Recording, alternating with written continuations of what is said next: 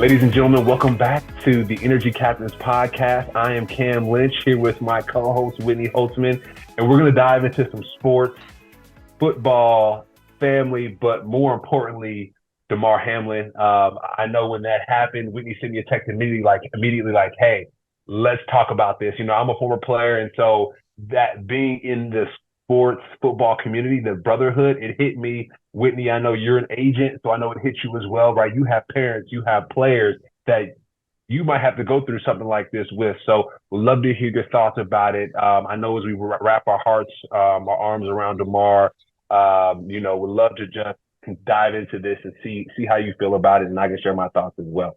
Yeah, so I have my Buffalo Bills blue shirt on today. I have my blue earrings, and I think like everyone else, it's all I've been able to think about since it happened. And everyone has that moment for them when you realize things were just more serious than usual.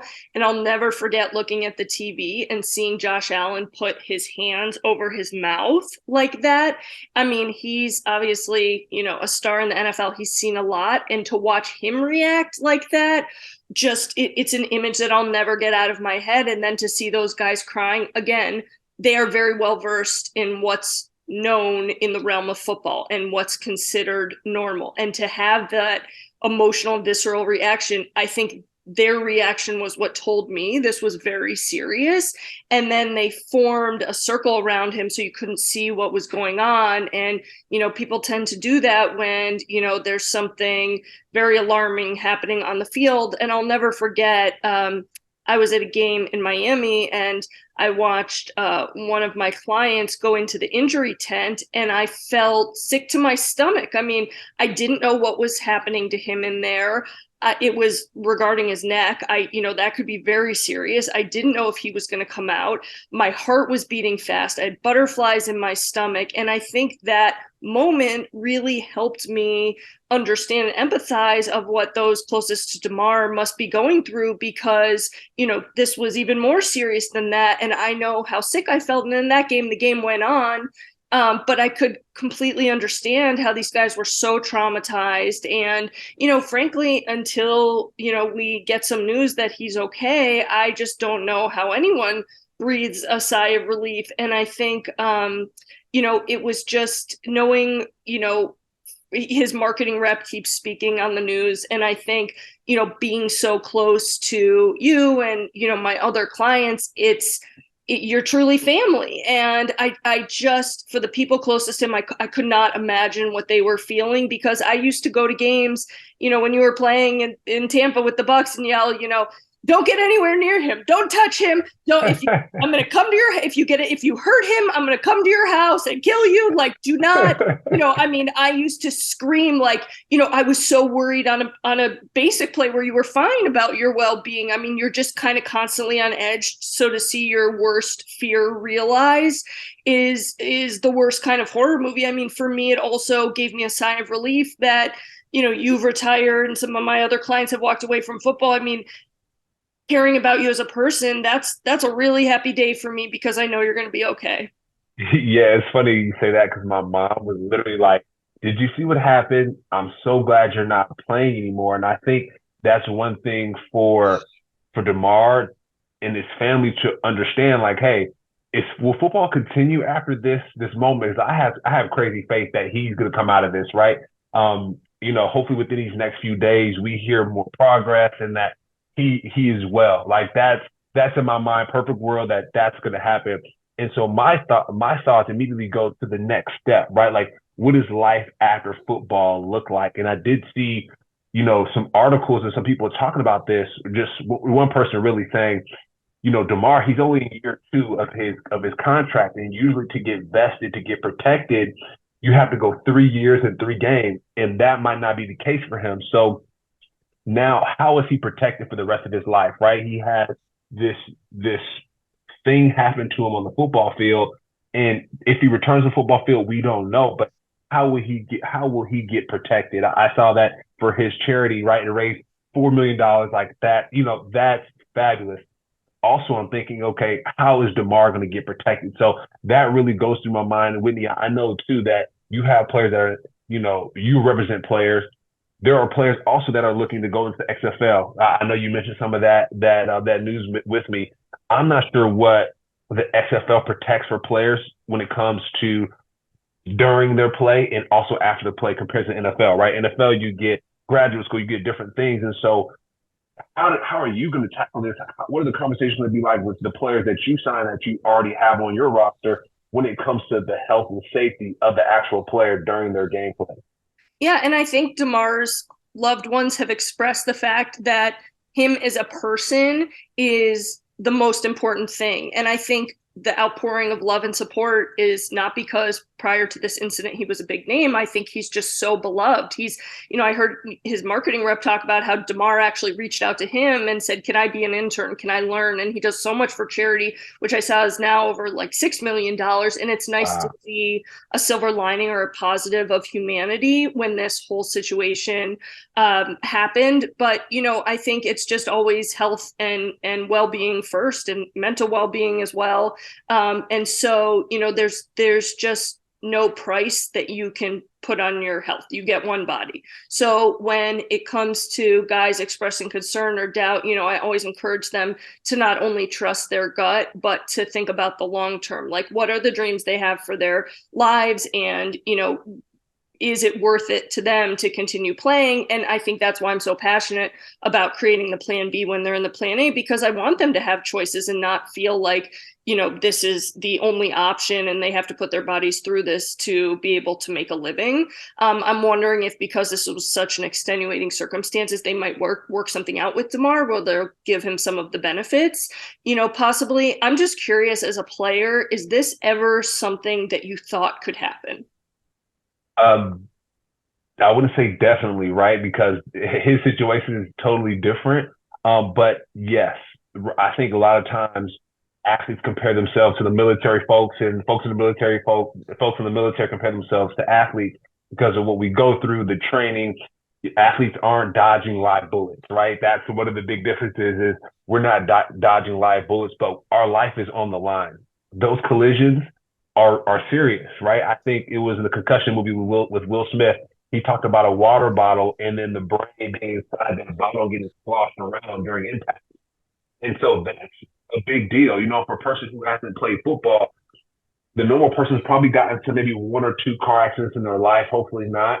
And in those car accidents, concussions happen, broken limbs, and, the worst, possibly death as well. And so when you go through football, we go through many car collisions every day, right? In practice, in games. And so what Damar went through, I wouldn't say it was similar to a car collision, but there was impact there, right? And so when it came to, I'm not sure, the medical side of kind of what happened with his heart and everything like that. I think there was a doctor saying, we can't diagnose this, right? It's cardiac arrest and we can't fully diagnose this, but what he went through, what he goes through, play in and play out are many car accidents. And so we know that, we played the game of football when we were 7, like, hey, this is a dangerous sport.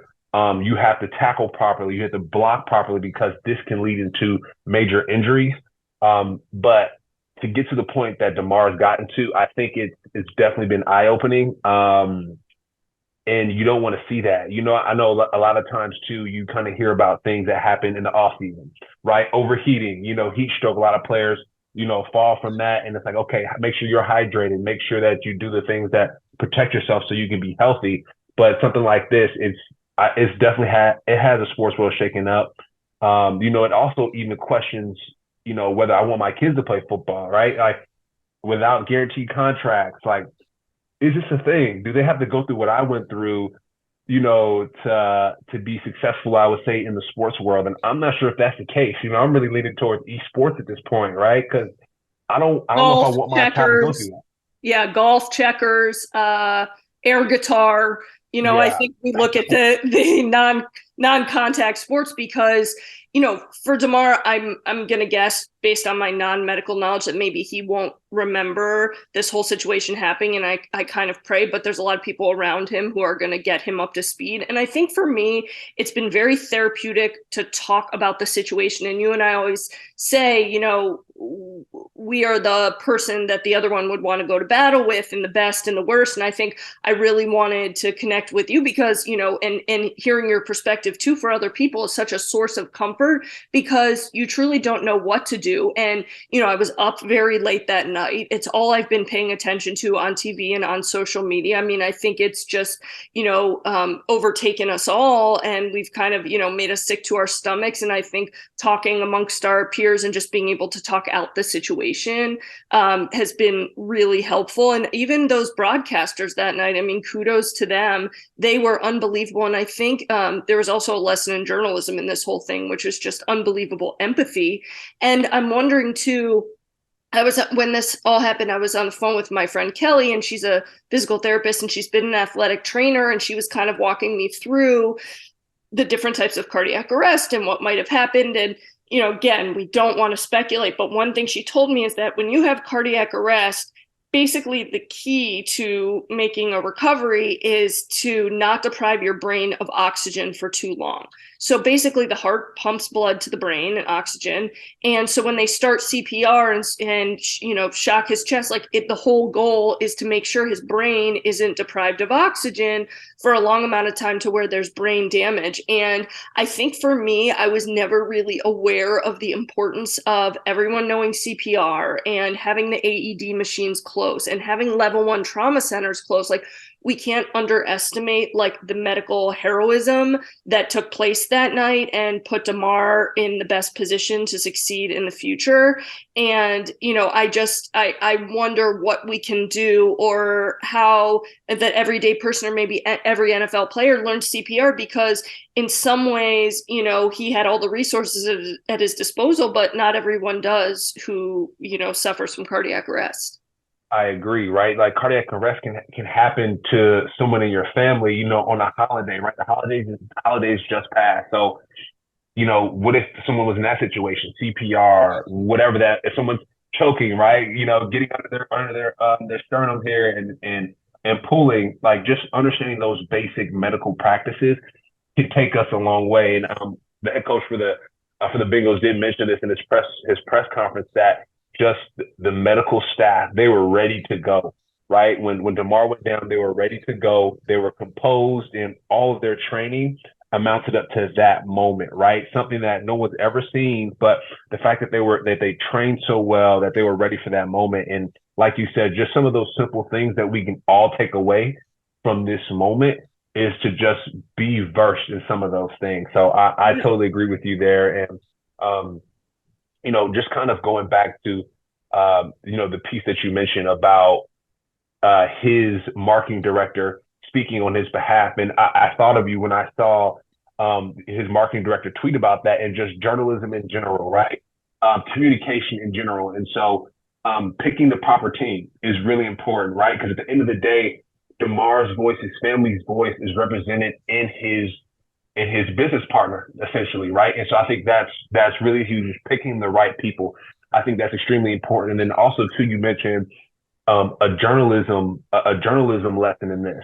Going to some of the other broadcasters like your Skip and Shannon. I think that's been one of the hottest things right now. And I don't know if this is clickbait or if he's trolling, but with Skip Bayless, when this immediately happened, he had the Twitter fingers, right? He went on Twitter and said something that he really didn't mean to say. And that's a lesson, I think, as well for everyone out there, right? Not letting your emotions take over whenever you're jumping on Twitter, whenever you're doing different things, because that can be detrimental to what you're doing in your career, right? And for Skip and Shannon, I'm not sure if this is for people to watch their show more or what that looks like, but that was a lesson for me, is like, hey, sometimes I get emotional during games. You see, I have my Ram shirt over here, part of the brotherhood as well. And sometimes I get emotional when the Rams are playing and they're not winning, or the Buccaneers as well. I play for the Buccaneers as well. And so just to remember, hey, sometimes when you're emotional during these moments, lay off the Twitter fingers, right? Sometimes maybe text your group chat, right? And speak to the people that you want to share your ideas with, because, what Skip did, athletes are upset. Some athletes are upset, some are not. But I'm curious about how you feel about that, Whitney, you being in the space and knowing the space, how to attack big moments like that, and how to navigate them properly. Yeah, I mean, I think at the end of the day, there are going to be so many learnings from this situation because no one was prepared for it and it was unprecedented. And I think one of the major takeaways is the humanity that came out of the whole situation. So, from the very beginning, the Monday Night Football broadcasters were getting choked up. Lisa Salters on the sidelines was, you could tell, at moments was getting choked up. And then, it went back into the studio and, the Scott Van Pelt was hosting that night.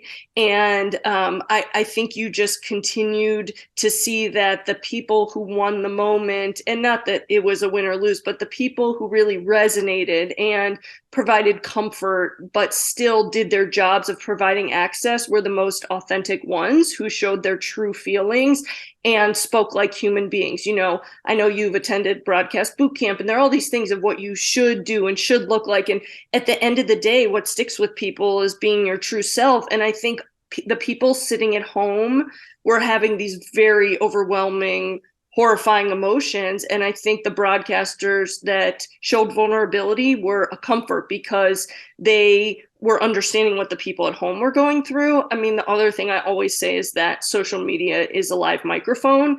And so you have to know once you tweet something, you can never take it back. So, just make sure before you put it out there that it's definitely a win and the pros outweigh the cons. If there's any chance of the cons outweighing the pros, don't put it out there. And I mean, there was not one part of me that night that thought anything football related. It was all so human. So, I mean, I think it's a lesson for corporations to empower people who have really good judgment.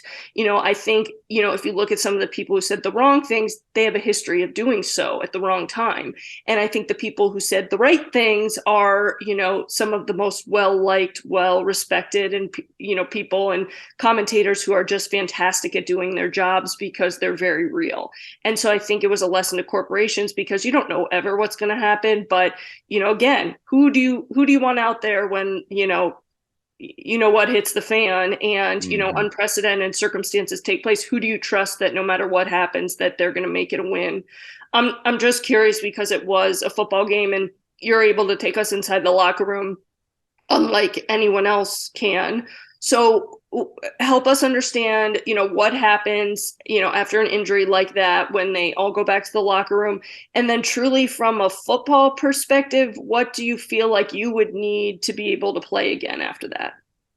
Yeah, I think so. After something like that happens, the only time that I've had a game cancel would really be through rain delay, right? So that's the best perspective I can give. Never a life-threatening injury, but after a rain delay, right? Like you get back to the locker room and you just, of course, strip your clothes off, hear your coach give his speech, shower, get ready to go home. With this situation, it's definitely different, right?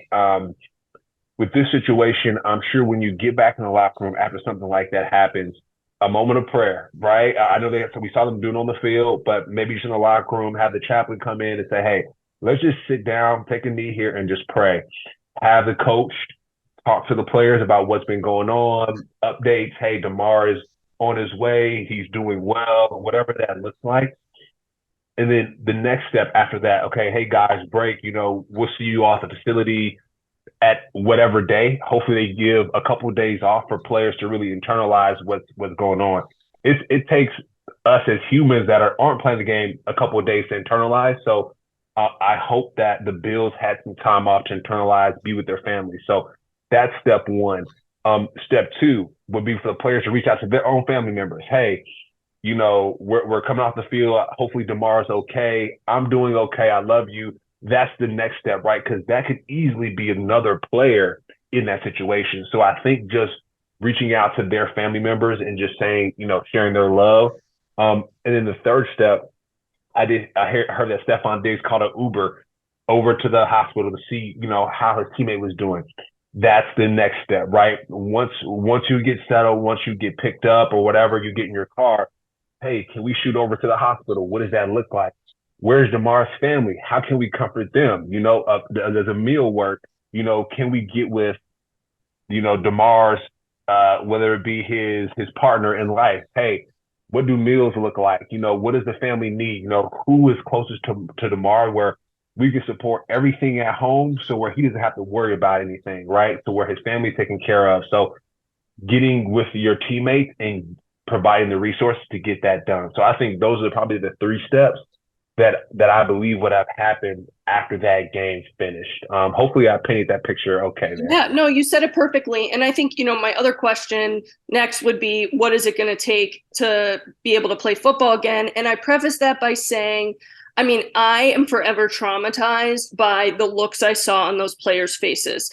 No one is going through it more than Damar and the people who were there in person and watched the trauma take place. But I think, we hear about people passing away, but I think that we all felt I would say a sense of security that when we turned on the TV that night, we would be watching a good old football game. I don't think any of us were in the mindset or, prepared to watch someone, possibly die on the field. And clearly the players weren't prepared for that either. And I think we have a sense of safety or security that when we turn on the TV, we're going to, the NFL is a huge business and a big product and a lot of people watch, and they wouldn't do that if things were going to get this gory. So I think that we thought, this wasn't possible or that we were ever going to see this with our own eyes. So I think a lot of us were very blindsided. Clearly the other, people in the field and in the stadium were, completely shaken by this whole situation. And I feel like I almost need time and recovery. And I imagine those players will too, because me watching them was trauma. So them seeing it unfold right in front, I can't even imagine. And so I think it really messes with you. And I think that's why this has been such a hot topic, is because it's something people have never seen before and weren't prepared to ever see in their lives unfold in front of them on the only broadcast on Monday Night Football. It's the only game that night.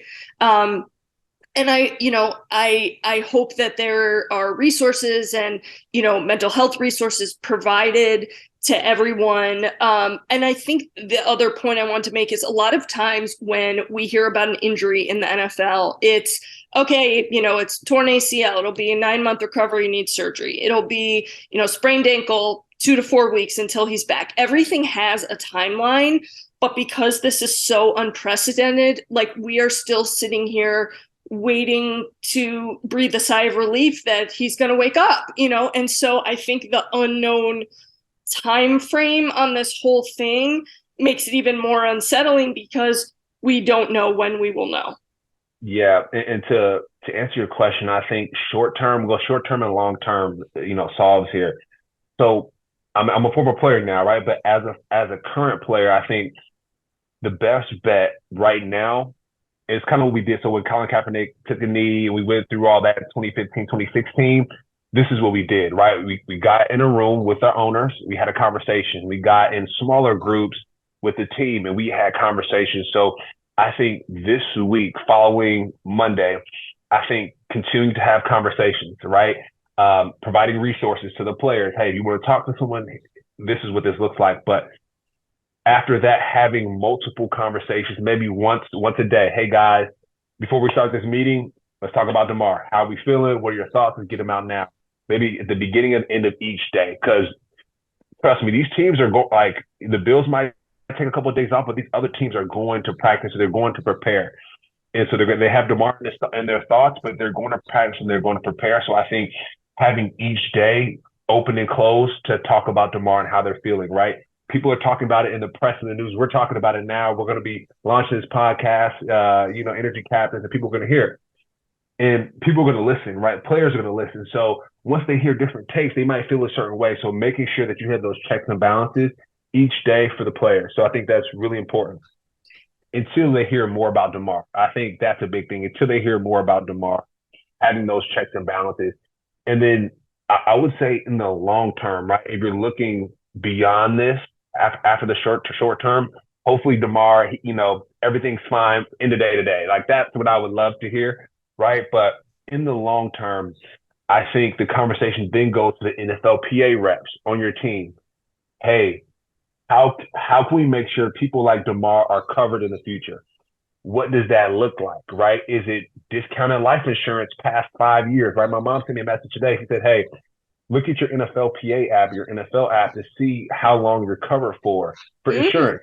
My last year comes up this year in 2023, right? And so that's 5 years after you're done playing that. So now you have to play 3 years and 3 games. So Whitney, I know you're an agent, and so this is something that life after football. You're well versed in that. You have me, you guys have like Copeland, and so understanding, hey, can we get that 5 years extended? Lifetime life insurance. If not, discounted life insurance. Similar to the military, I believe they have discounted life insurance. So making sure that the CBA reflects that. And so having more of a conversation with NFL, I know those conversations won't happen until later, but hey, to avoid situations like this, or maybe to support situations like this, we need to change that CBA because guys like Damar, he might be done playing football. How will he get protected? And so we have Yeah. more guys like him. How we protect them, and then also hopefully with that piece, guaranteed contracts come into play, right? That might be a conversation for later, but guys like Damar who's been playing football since they were 7, they get to 24 and now their careers ended through a life-threatening injury on the football field. Can he be compensated for that? What does that look like? So, it's a lot in that, but the short term, providing resources, over communicate like we talk about to make sure that the players are taken care of on a day-to-day basis, and then long term guaranteeing contracts, or also guaranteeing the health insurance for players. Yeah, that makes total sense. And based on everything you just said, I have a short term question and a long term question. So, the way you talked about other teams are preparing. So, Buffalo is supposed to play New England this week. For New England, if they win, they go to the playoffs. There's obviously football wise a lot on the line. But how do you, if your day is a pie, after this situation happened, what percentage of the pie can you possibly be talking about football when your teammates in critical condition? Like, truly, honestly, like, how much football are they talking versus how much are they just preoccupied with this situation? So the way that the NFL rolls, I know you talked about it, making sure that it's a human thing first. And so the NFL, the way that the business rolls is always next person up, right? Where as soon as Damar goes down, the game is canceled. But for the ownership, they're thinking about who's going to be the next person to step and fill those shoes, right? Because when Damar is healthy tonight, right, that's the goal. By tonight, hopefully Damar is healthy. Crazy face. By tonight, Damar is healthy. He's going to be on the sidelines watching our game. Who is going to be the next person? Who's going to be that next Damar? What does that look like? That's what they're thinking. So I think teams are preparing, right? Like I said, I think they're having those conversations before and after, but I think other than that, I think they're preparing. And it's just unfortunate, right? I think if you go to like maybe the NBA, maybe if you go to the MLB, they might just cancel practice all week. The next 2 weeks there's so many games. They might just cancel, hey guys, take it off. Like, just take it off. This mental health thing, take it off. But for the way the NFL rolls, going back to the Skips, his message, his question, he was like, there's so much on the line here for these games. What is the next week going to look like? Are they going to push things back? And so they're preparing for that. The NFL, they have a decision to make, right? Do they play this week or do they push things back? Have a game the week before the Super Bowl? What does that look like? And to be honest, I think that makes the most sense. Until we know where Damar is, right? Until he's fully healthy, I don't think we should be playing ball, right? But the way the NFL thinks, the way the corporation thinks, it's the next, quote unquote, next man up league. And sometimes it takes the humanity out of the game, and that's what we need right now. Right. And what would you say your thoughts are, or your guess is, on what they'll do about this game? Because this wasn't week 2. There's not a heck of a lot of time to make it up. Unlike baseball, the NFL doesn't have double headers. And basically, you do have the Pro Bowl week. Obviously, that's scheduled out.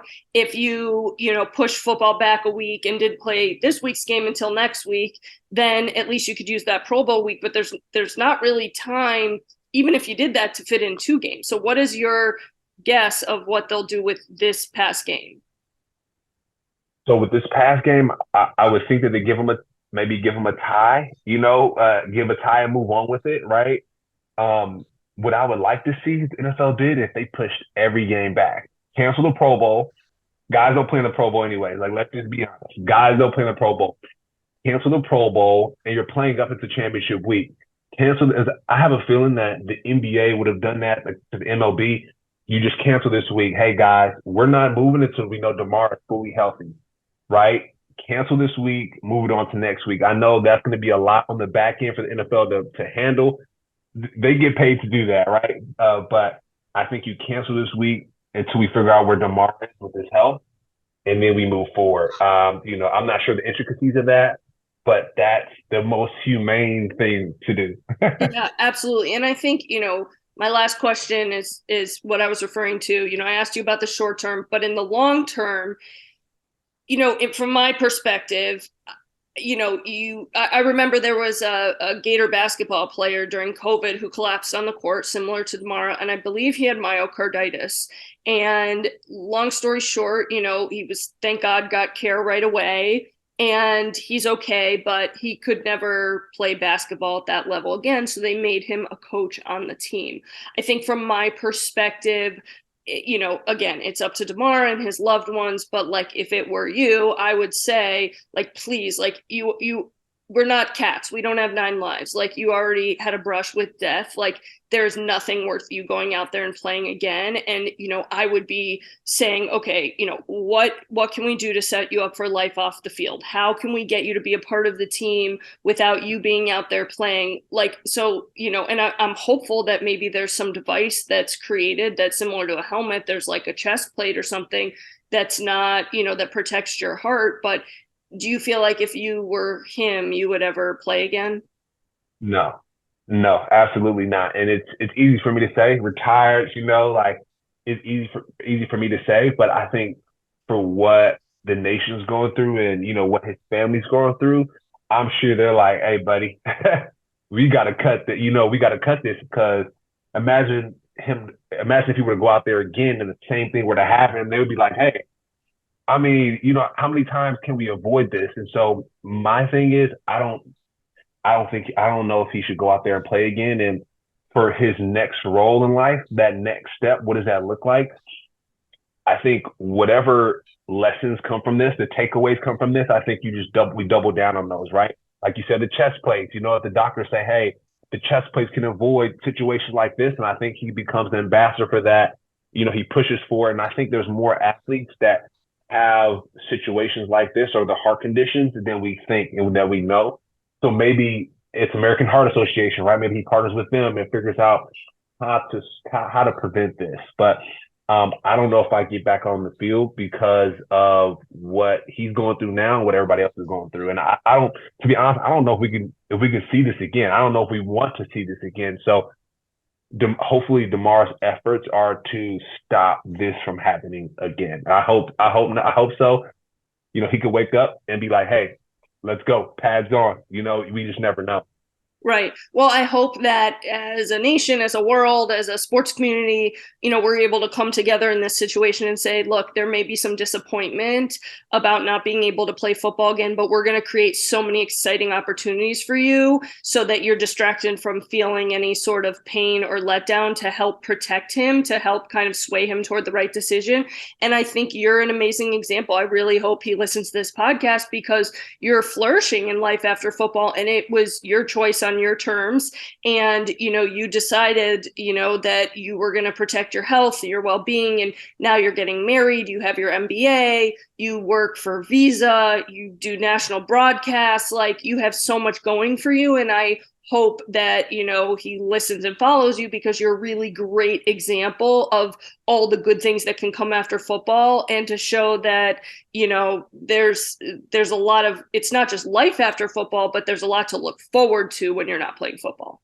I agree. And I couldn't have gotten here without the help and support of people like Lenny Holtzman. So I'm super grateful. And like you said, I hope that the community gets around him and he's able to live his wildest dreams, right? He's been able to play football for a good amount of time.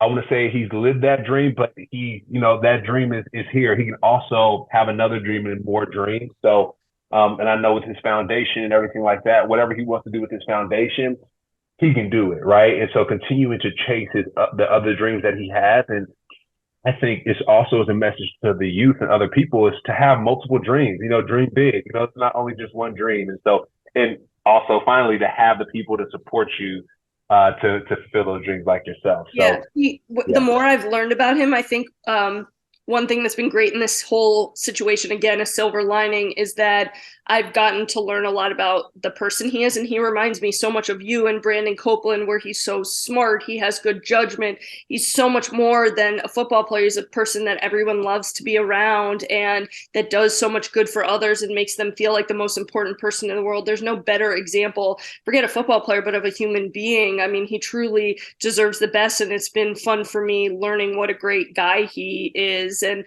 I think that, I hope he understands, like, we all have continued to think of him constantly and pray for him and, just want the best for him. And hopefully very soon he can come on Energy Captains and be a guest on here. And, he can share firsthand about his experience. yeah. That's our wishes that he gets healthy tonight. We wanted to dedicate this podcast strictly to Damar. Kick off the new year, right? Our thoughts and prayers go out to him.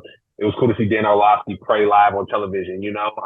Not everyone believes in God, but regardless, we all felt his sentiments there. I do, and I prayed right there with him. So, like I said, all of our sentiments go out to Damar. This Energy Captains podcast was strictly for him. So, thank you all for listening. Whitney, if any last words, we can close out here. Yeah, I think you said it so well, and the thing I loved about Dan Orlovsky and just everyone who's really spoken so well on this topic is that you want so badly to hear good news. You every time we turn on the TV or open our computers, we're just praying that very positive update is up there, and it's like at the core of our souls we are cheering for him and rooting him on. And I do believe in the power of village and prayer and support. And I hope everything we're doing is helping to will him forward. And I just hope eventually he knows how many people he touched and we're out there caring about him. And it's really nice to see our industry as a whole have so many good people. I mean, I think again that was a ray of sunshine to know how many great humans there are out there, which hopefully means that there's only going to be good things coming in football and how we treat people in the future, which is our whole goal of doing this podcast, is to make sure that we shine a light on all the good. And so I think despite this horrific situation, there have been silver linings, and I'm glad we got to touch upon them today. And I can't wait to hop back on and do another episode once we know he's awake and conscious and out of the woods. Same here. That'll be it. Once Damar's healthy, ready to go, y'all will hear us again here on Energy Captains. But we appreciate y'all for listening. Whitney's always a pleasure hopping on the mic with you and chatting and sharing our story.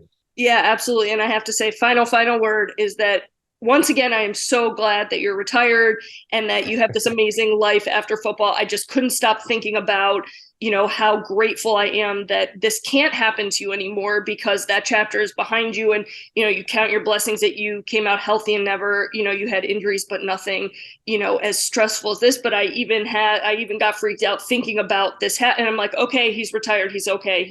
And it's just such a sigh of relief and a reason to our why we care about, everything off the field, because, you want to have other options besides this. So I'm just so grateful for you and just so happy for, the next chapter you've started, and just so glad that you walked away in one piece. Yes, same here. So yeah, prayers up for Damar, and yeah, we'll catch you all on the next Energy Captains podcast. Thanks for listening.